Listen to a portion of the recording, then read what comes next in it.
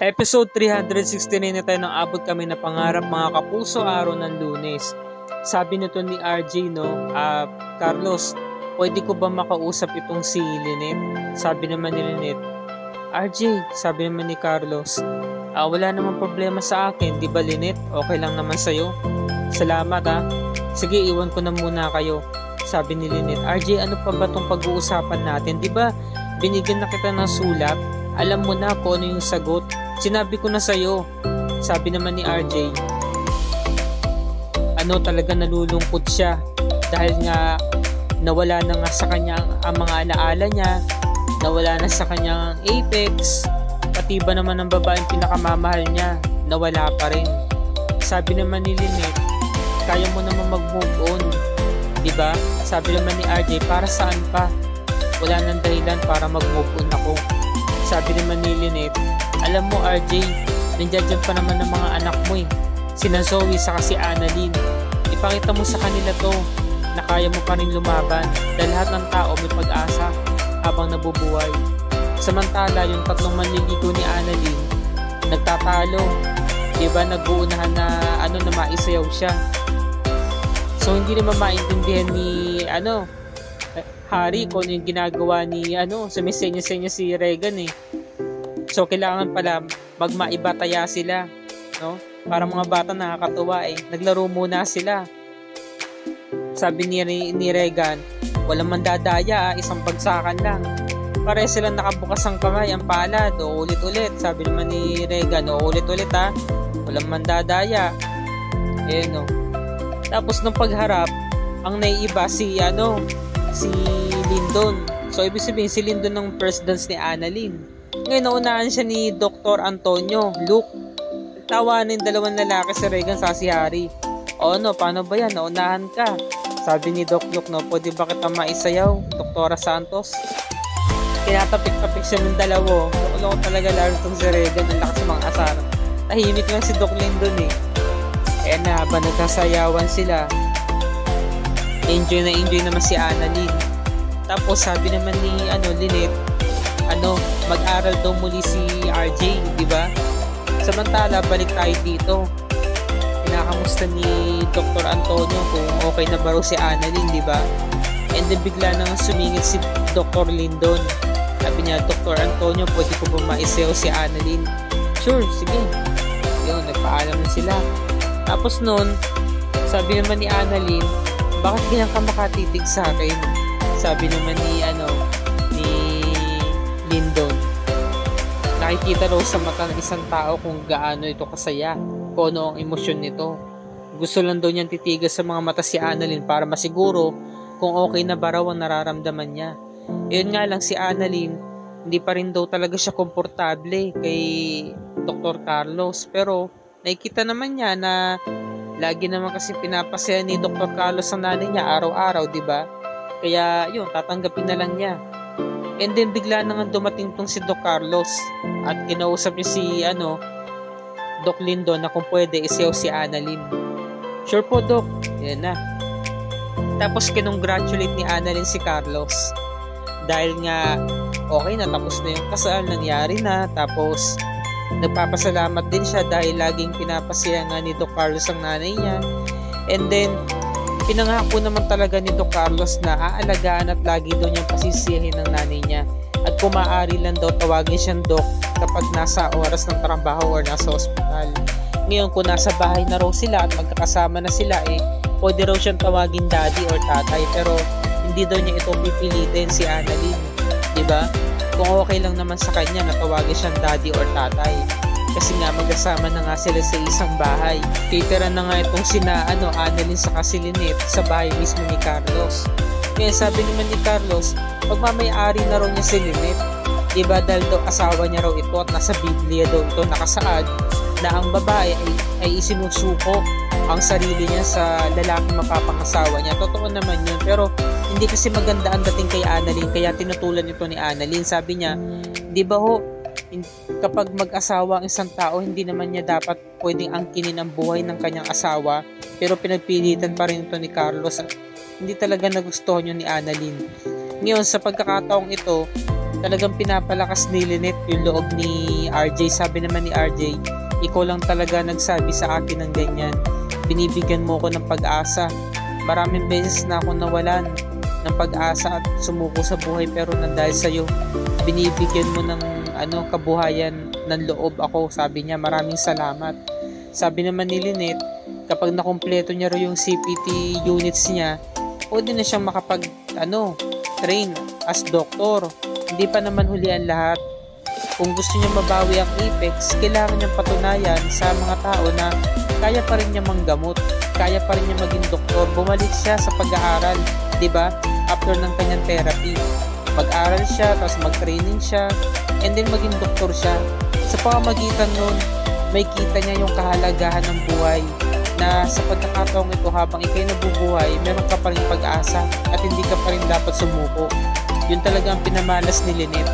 At syempre nagpaalam na rin siya kay RJ dahil nga ito na nga yung pagkakataon na maaring baka ito na yung huli nilang pag-uusap. Tapos nagde-daydream si RJ. Ang nakikita niya sa harapan niya, hinalikan siya ni Lynette. Kaya napatulala siya, diba? Nanlaki ang mga mata niya. At napansin ito ni Lynette, sabi niya, RJ, okay ka lang? Bakit nagsasalita ako tapos nakita ko nakatulala ka na? May nabanggit ba ako mali? Meron ka bang hindi nagustuhan sinabi ko? Sabi naman ni RJ, wala, Lynette, wala. Sabi niya, tumanggi siya. So yun na nga, dumating na nga tong si Harry. Sabi ni Harry, is my turn, kasi tatay naman niya yun, diba? So sabi niya sa tatay niya, Dad, pwede ko ba ma-SL si Annalyn? O sige. So kinamusta ni Harry si Annalyn. Sabi naman ni Annalyn, okay lang naman ako. Harry, kamusta nga pala ang daddy mo? Ano nga ba ang ugali niya pag nasa bahay? Sabi naman ni Harry, well, may ilang taon na rin kasi na hindi ako umuwi sa bahay, hindi na rin kami nagkakasama.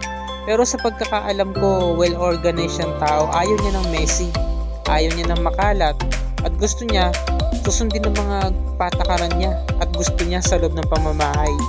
Sabi naman ni Annalyn, sana makasundo ko siya. Sabi, ano ka ba? Magkasundo kayo sa hospital, di ba? Kaya for sure, magkakasundo rin kayo sa bahay. Kaya kung anong ginagawa mo sa hospital na pagsunod sa kanya, mas maigi sundin mo na rin siya sa loob ng bahay kung magkakasama kayo. At saka paminsan-minsan, gaya ng pagkakaroon ng okasyon, pupunta naman ako sa bahay, doon tayo magkikita at magkakasama.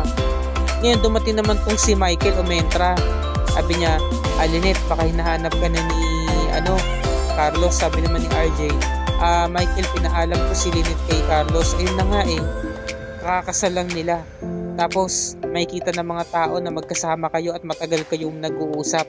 Hindi naman yata maganda yon. Sabi naman ni Lynette, Michael, tama na, pasensya ka na, Lynette, pero may punto naman ako, diba? Sabi naman ni RJ, sige na, Lynette, puntahan mo na si Carlos. Umalis na nga si Lynette at sinundan na nga ito ni Michael. Pero mo, eksena to si Michael Samantala, ito namang si Regan, loko-loko talaga. Sabi niya, paano ba yan? Ako na yung huli.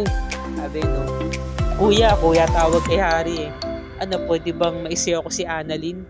Sige, binigyan na ni Harry. Gentleman din si Harry.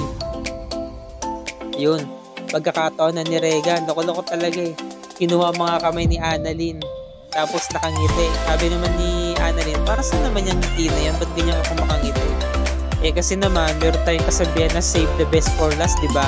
Ako yung last dance mo, kaya ako yung mas lamang. Sabi ni Annalyn, save the best for last pala. O sige, gato na lang, dyan ka na ha. Iniwan ni Annalyn, kakataway. Comedy itong eksena to Si Annalyn naman kasi hindi niya talaga sineseryoso si Regan samantalang kung tutuusin, may chance naman si Regan sa kanya, diba? Tinitingin lang kasi talaga ni Annalyn kay Regan is loko-loko, maloko, parang hindi seryoso. Tapos niloloko siya ng mga kaibigan ni Annalyn, save the best for last pala, may nalaman ka pang ganyan napapangiti yung dalawa, si Lyndon sa si Harry sa likod.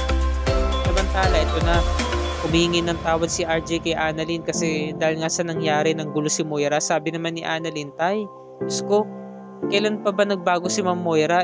Bata pa lang ako, ganun na talaga ginagawa niya sa amin ni Nanay. Wala na pong bago doon, kaya okay lang po. Sabi niya, Tapos noon, syempre, talagang naalala pa rin talaga ni RJ yung nanay niya, 'di ba? Nagkausap na nga raw sila at napatunayan na nga ni RJ na wala na. 'Di ba? Wala na nga talaga siyang pag-asa. So, alam naman talaga ni Annalyn yun. Pero, syempre, nabanggit na rin ni RJ na mag-aaral daw siya at talagang sinuportahan ito ni Annalyn. Tuwang-tuwa si Annalyn para sa pagbabago ng isip at desisyon ng kanyang ama. Susuportahan niya daw ito kahit nasa Israel siya. 'Di ba? Kahit anong mangyari. At darating din yung panahon na kapag naging doktor na siya, edi okay na, 'di ba? Magkakasama na sila. Tapos noon bonding nila mag-ama to, nagyakapan sila. Maya-maya lang dumating na si Carlos sa si Lynette, nagpaalam sa kanilang dalawa na ang dami kasi nangyari buong maghapon kaya napagod na rin si Lynette. Kinakailangan niya na umuwi ng bahay para magpahinga.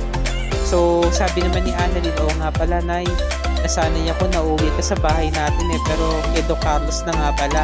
So umiyak silang dalawa kasi ito yung first time na mangyayari sa kanila na mababawasan sila ng komunikasyon bilang mag-ina, diba? Pero nangako naman talaga si Lynette na kahit anong mangyari, siya pa rin talaga yung baby girl niya. At nakipagkamayan din itong si RJ sa si Carlos, diba? Dahil nga kumbaga gentleman sila, diba? Pinakita nila yung pagiging mabuting lalaki nila. Sports, kumbaga. So, nagkamayan sina Lynette sa si Annalyn, 'di ba? At nagyakapan. Sabi naman ni Annalyn, "Nay, huwag ka pong umiyak. Kakasal mo lang, tapos umiiyak ka." Hindi naman kasi talaga mapipigilan dahil mawawalay sila sa isa't isa. Nabago na yung nakasanayan nila. Nabago na yung takbo ng buhay nila. 'Di ba? So, malaking adjustment ito para sa kanila. 'Di ba? Nakakalungkot din isipin, 'di ba? Dahil nga nabago na yung lifestyle nila ngayon nawawalay na ngayon sina Annalyn saka si Lynette. Yung komunikasyon nila, kumbaga nababawasan na, 'di ba? Dahil nga kay Carlos.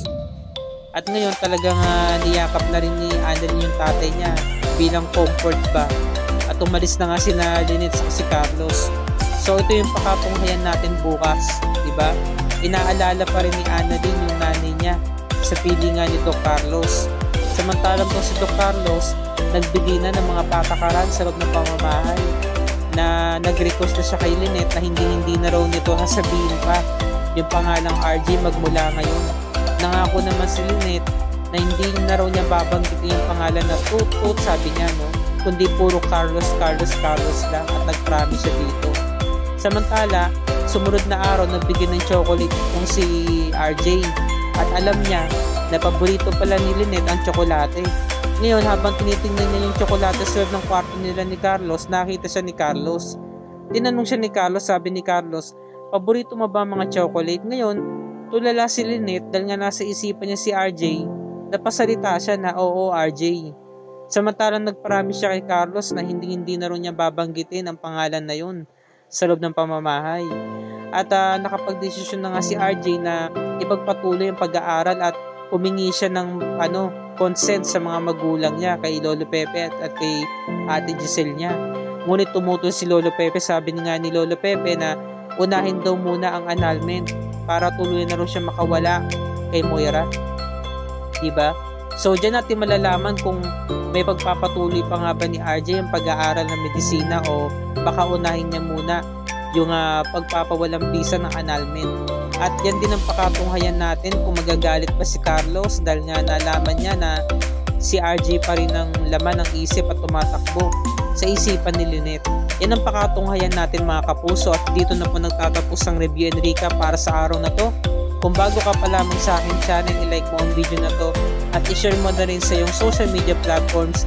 I-click mo na rin ang subscribe at notification bell icon para lagi ka updated sa mga episodes ng abot kami na pangarap and other GMA shows tulad nito. Maraming salamat po sa inyong panonood mga kapuso, and God bless us all.